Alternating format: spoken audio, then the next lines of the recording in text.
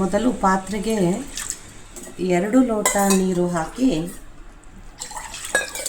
ಅದರಲ್ಲಿ ಹುಳಿಯಾದ 2 ಮಾವಿನಕಾಯಿಗಳನ್ನು ಹಾಕಿ ಮುಚ್ಚಿ ಬೇಯಿಸಬೇಕು 10 ನಿಮಿಷ.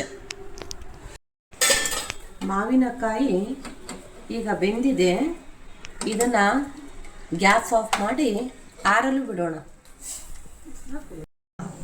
ಇದು ಈಗ ಸಂಪೂರ್ಣ ಬೆಂದಿದೆ ಮತ್ತು ತಣ್ಣಗಾಗಿದೆ. ಈಗ ಇದರಿಂದ ನಾವು ಗೊರಟೆಯನ್ನು ಬೇರ್ಪಡಿಸಬೇಕು ಮತ್ತು ಇದನ್ನು ಕಿವಿಚಿ ಮಿಕ್ಸ್ ಮಾಡಬೇಕು. ಇದರ ಸಿಪ್ಪೆಯನ್ನು ನಾನು ತೆಗಿತಾ ಇದ್ದೇನೆ. ಬರೀ ರಸವನ್ನು ಮಾತ್ರ ಇಟ್ಕೊಳ್ಬೇಕು. ಹೀಗೆ ಈಗ ಒಗ್ಗರಣೆ ಮಾಡೋಣ.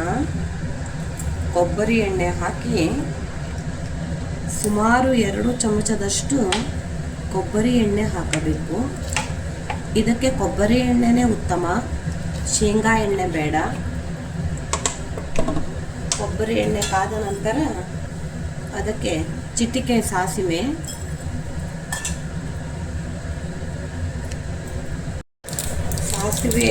ಕಾದ ನಂತರ ಅದಕ್ಕೆ ನಾನಿಲ್ಲಿ ತೊಗೊಂಡಿರೋದು ಅರ್ಧ ಒಣಮೆಣಸು, 1 ಮೆಣಸಿನಕಾಯಿ,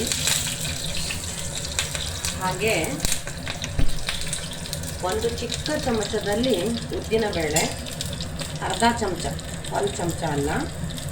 ಹಾಗೆಯೇ ಸ್ವಲ್ಪ ರುಚಿಗೆ ತಕ್ಕಷ್ಟು ಇಂಗು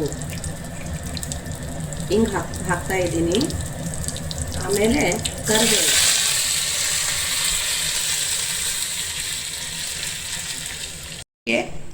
ಅರ್ಧ ಚಮಚ ಉಪ್ಪು, ಹಾಗೆ ಮಾಡಿದ ಒಗ್ಗರಣೆಯನ್ನು ಹಾಕಿ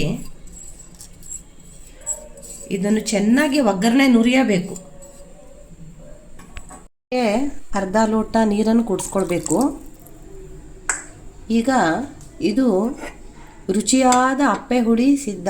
ಇದನ್ನು ಅನ್ನಕ್ಕೂ ಹಾಕೋತಾರೆ, ಕುಡಿಯೋದನ್ನು ಕುಡಿಬಹುದು. ಕೆಲವೊಂದು ಕಡೆ ಇದಕ್ಕೆ ಬೆಲ್ಲವನ್ನು ಕೂಡಿಸ್ತಾರೆ. ಬೆಲ್ಲ ಕೂಡಿಸಿದ್ರೆ ಸೂಪರ್ ಆಗಿರುತ್ತೆ. ಹುಳಿ, ಖಾರ, ಬೆಲ್ಲ 3 ಸರಿಯಾಗಿದ್ದರೆ ಇದು ತುಂಬ ರುಚಿ, ಆರೋಗ್ಯಕ್ಕೆ ಒಳ್ಳೆಯದು.